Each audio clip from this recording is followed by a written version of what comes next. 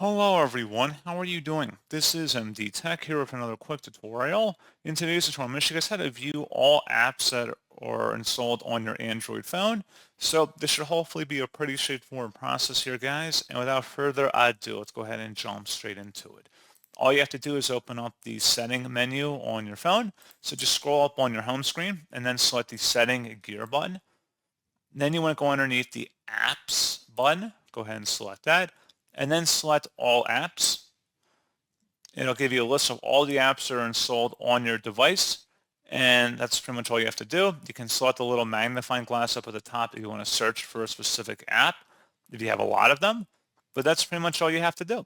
So pretty straightforward process on that, guys. And as always, thank you for watching. I do hope that I was able to help you out. And I do look forward to catching you all in the next tutorial. Goodbye.